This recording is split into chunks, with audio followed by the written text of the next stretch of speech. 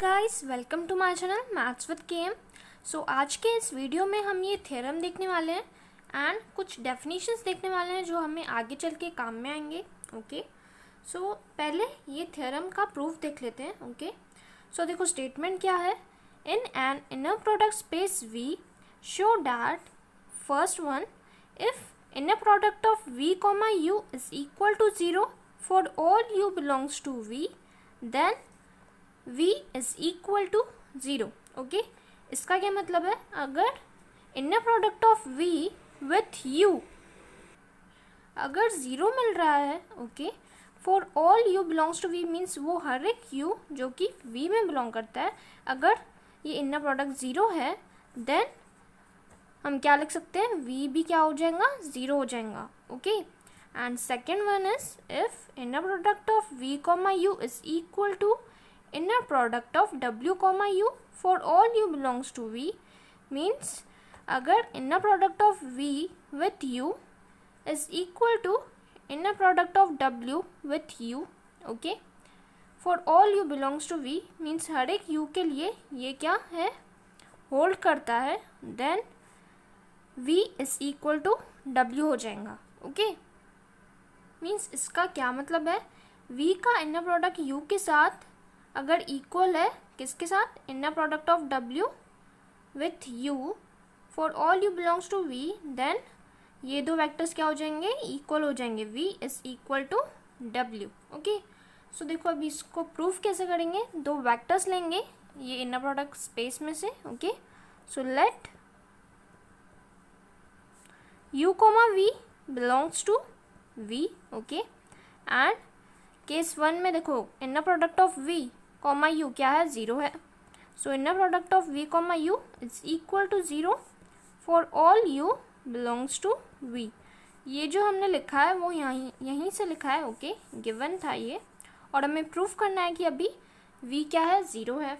Okay, so अभी inner product of v comma v is equal to 0, यहाँ पे हमने क्या लिया, take u is equal to v, means u की जगह पे हमने v लिखा है यहाँ पे। Okay, so inner product of v comma v is equal to 0 बन जाएगा। ओके, यहाँ पे देखो क्या कंडीशन है, for all u belongs to v। Okay, so हमने यहाँ पे एक पर्टिकुलर u की वैल्यू ली जो कि है v। ओके, सो u की जगह पे हमने v लिख लिया, so inner product of v comma v is equal to 0। Okay, so यहाँ से हम क्या लिख सकते हैं, v इज इक्वल टू 0। यहाँ पे हमने क्या यूज़ किया, I2 property. Okay, second property of inner product, अगर inner product v comma v is equal to 0, then हमें क्या मिलेगा, v इज इक्वल टू 0। हमें पता है कि inner product of a vector with itself अगर 0 आता है, देन वो वेक्टर खुद क्या होगा, 0 होगा। ओके, यही कहती है second property of inner product. Okay, so ये फर्स्ट केस प्रूव हो गया। ओके, अभी देखते हैं सेकेंड केस। ओके, ये था first case, now we will see second. So पहले ये कंसिडर करते हैं, that is inner product of v comma u is equal to inner product of w comma u। Okay, for all u belongs to v। Now अभी क्या proof करना है, v is equal to w, means अगर हमने ऐसे दिखा दिया कि v माइनस w क्या है, 0 है, देन हमें मिल जाएगा कि v is equal to w। Okay, so अभी देखो क्या करेंगे, consider inner product of v minus w comma u। Okay, so ये इनर प्रोडक्ट हमने कंसिडर किया, और v कॉमा w कहाँ बिलोंग करते हैं, कैपिटल V में। ओके, सो अभी यहाँ पे हम थर्ड प्रॉपर्टी लगाएंगे इनर प्रोडक्ट की। Okay, so v comma u minus w comma u, यहाँ पे हमने क्या यूज़ किया, third property of inner product. Okay, so it is equal to, अभी देखो v कॉमा u क्या है, यहाँ पे v कॉमा u मीन्स ये इनर प्रोडक्ट की वैल्यू क्या है, inner product of w comma u। सो इसके जगह पे हम ये लिख सकते हैं, सो यहाँ पे क्या लिखेंगे, inner product of w comma u, और ये वाला इनर प्रोडक्ट वैसे के वैसे लिख देंगे। ओके, सो यहाँ पे लिखेंगे रीज़न में ये गिवन था। ओके, क्या गिवन था कि इसकी वैल्यू ये है। अभी this minus this will be 0। Okay, so हमारा लेफ्ट हैंड साइड क्या था, inner product of v minus डब्ल्यू कॉमा यू। ओके, क्या मिल गया, 0 मिल गया। Okay, so this implies that v minus डब्ल्यू क्या मिल जाएगा, 0 मिल जाएगा। ओके, ये कहाँ से लिखा, by case first. Case first क्या बोलती है, अगर inner product of v comma W क्या है, 0 है, for all u belongs to v, then v क्या मिल जाएगा, 0 मिल जाएगा। ओके, सो यहाँ पे क्या है, inner product of v minus डब्ल्यू comma u is equal to 0। Okay, for all u belongs to v। Okay, so यहाँ पे हम केस फर्स्ट लगा सकते हैं। सो हमें क्या मिलेगा, v माइनस डब्ल्यू, ये वेक्टर क्या हो जाएगा, 0। ओके, इसकी वैल्यू क्या बन जाएंगी, 0 बन जाएंगी, क्योंकि हमने यहाँ पे ये केस फर्स्ट यूज़ किया है। ओके, सो यही प्रूफ करना था हमें। This implies that v is equal to w। Okay, so आपको ये ध्यान में रखना पड़ेगा कि अगर inner product of v with u अगर 0 है, for all u belongs to v, then v क्या मिलता है, हमें 0 मिलता है। ओके, सो ये जो थ्योरम है वो बहुत बार पूछी जाती है एग्जाम में, so it is very important. Okay, so now we will see some definitions which are very important. Okay, so पहले देखते हैं what is orthogonal vector. So देखो इसकी डेफिनेशन क्या है ऑर्थोगोनल वेक्टर की, let v be an inner product space. v क्या है यहाँ पे, इनर प्रोडक्ट स्पेस है, एंड दो वेक्टर्स ले लिए हमने v में से, u v belongs to v, then u is said to be orthogonal to v if inner product of u v is equal to 0। Means हम दो वेक्टर्स कब बोलेंगे कि वो ऑर्थोगोनल है, जब उनका inner product means inner product of u with v क्या मिलेगा, 0 मिलेगा, देन हम कह सकते हैं that u is orthogonal to v। Okay, orthogonal को डिनोट कैसे करते हैं, यहाँ पे देखो u is orthogonal to v, so we can write u is orthogonal, ये वाली साइन रहती है ऑर्थोगोनल की। ओके, जो रहती है परपेंडिकुलर की साइन वो ही रहती है। Okay, so u is orthogonal to v। Okay, so अभी देखो note based on orthogonal vector क्या है, u is orthogonal to v implied and implied by v is orthogonal to u। Okay, इसका क्या मतलब है, अगर u ऑर्थोगोनल है to v, okay, this implied and implied by v is orthogonal to u। Means इसका क्या मतलब है, अगर u ऑर्थोगोनल होगा v पर, ओके, देन v भी क्या होगा, orthogonal to u, that is inner product of u v is equal to 0 implied and implied by inner product of v u is equal to 0। Okay, so इसका क्या मतलब है, अगर u is orthogonal to v, then we can say that हम कह सकते हैं कि v भी क्या होगा, ऑर्थोगोनल होगा to u। Okay, so now second note देखो, अभी सेकेंड नोट क्या है, u is orthogonal to v implies that alpha u is orthogonal to v where alpha is not equal to 0 belongs to f। इसका मतलब है अगर u is orthogonal to v then alpha u is also orthogonal to v। Alpha क्या है, यहाँ पे कोई भी स्केलर है जो कि बिलोंग करता है फील्ड f में, लेकिन ये अल्फ़ा क्या नहीं होना चाहिए, 0 नहीं होना चाहिए। Okay, it must be non zero. Okay, and third note is देखो, समझो कोई भी अगर यहाँ पे u की वैल्यू समझो 0 है एंड यहाँ पे v है। ओके, सो हमने पहले देख लिया था कि अगर कोई भी वेक्टर 0 आता है इन दोनों में से, सो इसकी वैल्यू क्या बन जाती है, 0 बन जाती है। ओके, और अगर v 0 रहता है, ओके, यहाँ पे u लिखा एंड v की वैल्यू 0 ली। ओके, सो कहने का क्या मतलब है, अगर कोई भी वेक्टर इन दोनों में से कोई भी एक 0 रहता है, देन ये इनर प्रोडक्ट की वैल्यू क्या मिलती है, हमें 0 मिलती है। ओके, सो यहाँ पे हम क्या लिख सकते हैं कि 0 is orthogonal to every vector, okay, because the inner product of 0 with any vector क्या मिलता है हमें, 0 मिलता है, ओके। देयरफॉर देखो थर्ड नोट क्या है, 0 vector is orthogonal to every vector, okay, that is 0, v means inner product of 0, v is equal to 0 for all v belongs to capital V। अगर सभी वेक्टर्स v जो कि v में belong करते हैं, अगर उनका इनर प्रोडक्ट विथ 0 क्या आता है, 0 आता है, then we can say that 0 vector is orthogonal to every vector, okay. Means आप कोई भी v की वैल्यू ले लो और कोई भी वेक्टर ले लो यहाँ पे, सो उसका इनर प्रोडक्ट विथ 0 क्या मिलेगा, हमेशा 0 ही मिलेगा, ओके।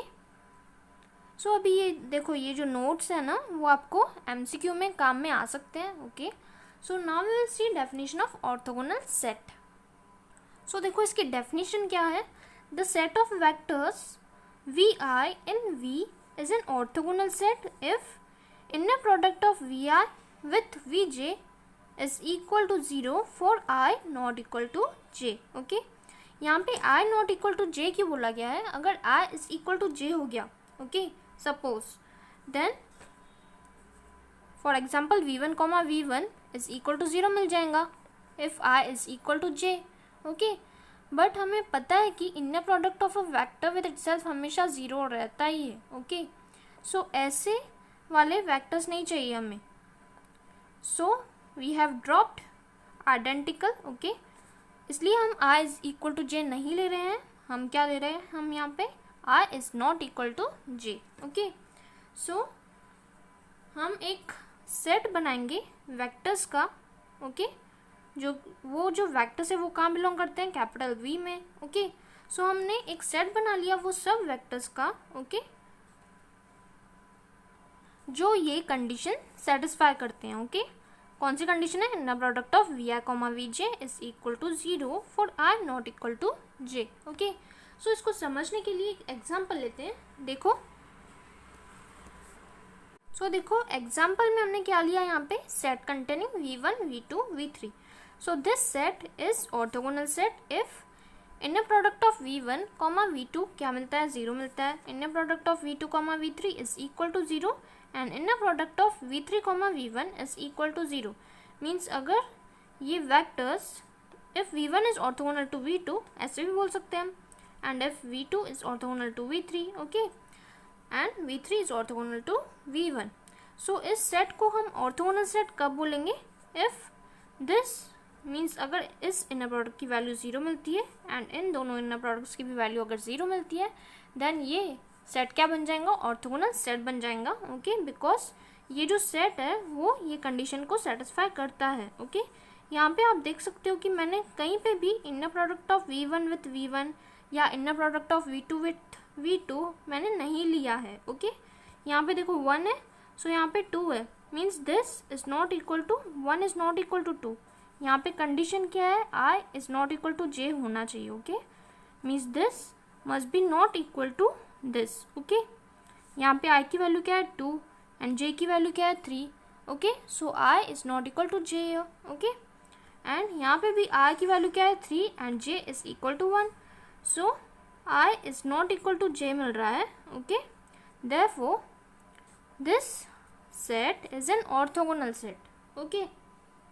अभी ऑर्थोनॉर्मल सेट किसको बोलते हैं, the set of vectors vi in V is an orthonormal set if these two conditions are satisfied.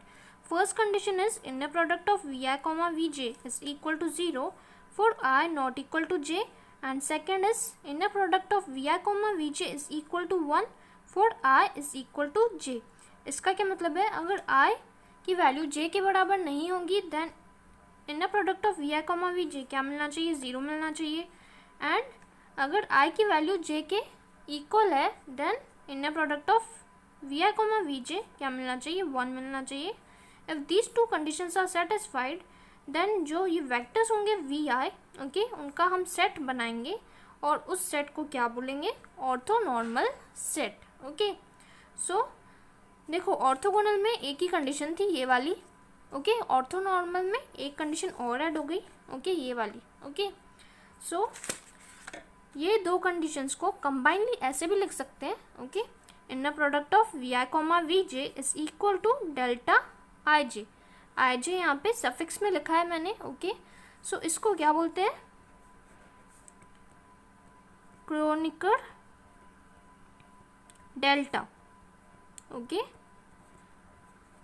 ये क्या है, ये एक फंक्शन रहता है, ओके, जिसकी वैल्यू क्या मिलती है, 0 for I not equal to J. Means अगर वेरिएबल्स इक्वल नहीं है, ओके, अगर वेरिएबल्स इक्वल नहीं है देन इनर प्रोडक्ट की वैल्यू क्या मिलेंगी, हमें 0 मिलेंगी। एंड अगर वेरिएबल्स ये जो है आई इक्वल टू जे है देन ये इनर प्रोडक्ट की वैल्यू क्या मिलेंगी, हमें 1 मिलेंगी, ओके। सो इन दोनों को कंबाइनली हम ऐसे भी लिख सकते हैं, बिकॉज डेल्टा आई जे की वैल्यू क्या रहती है, 0 रहती है for I not equal to j, okay, and it is equal to 1 for I is equal to j, okay।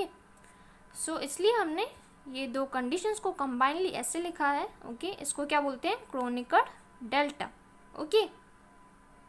Now we will see another definition which is of orthogonal complement. So देखो इसकी definition क्या है, let W be a subspace of an inner product space V। W क्या है यहाँ पे, subspace है किसका, इनर प्रोडक्ट स्पेस V का, okay. The orthogonal complement of W is denoted by W, उसके ऊपर ये जो ऑर्थोगोनल का सिंबल रहता है उससे, ओके। लेकिन उसको रीड कैसे करेंगे, W pulp, okay, W pulp read करते हैं इसको, okay. So and is defined as W perp is equal to, it is the set of all V belongs to capital V such that inner product of V comma W is equal to 0 for all W belongs to capital W। इसका क्या मतलब है, W perp में कौन से elements आएंगे V के, वो सब एलिमेंट्स आएंगे V के जिनका इनर प्रोडक्ट W के साथ क्या आना चाहिए, 0 आना चाहिए, okay. For all W belongs to W, okay। अभी for example suppose if V1, okay, if inner product of V1 comma W is equal to 0, okay, comma inner product of V2 comma W is equal to 0 मिलता है अगर से, okay, then V1 comma V2 कहाँ belong करेंगे, W perp में belong करेंगे, okay। W perp is equal to V1 comma V2 आ जाएगा, okay, because in दोनों वेक्टर्स का इनर प्रोडक्ट किसके साथ, W के साथ 0 आता है, therefore these two vectors V1 comma V2 belongs to W perp, okay। So friends, this was all about these definitions and एक important theorem देखी हमने इस वीडियो में, okay। So if this video helped you then please comment in the comment box, okay, and if you like my video then please don't forget to subscribe my channel and give this video a thumbs up. Thank you.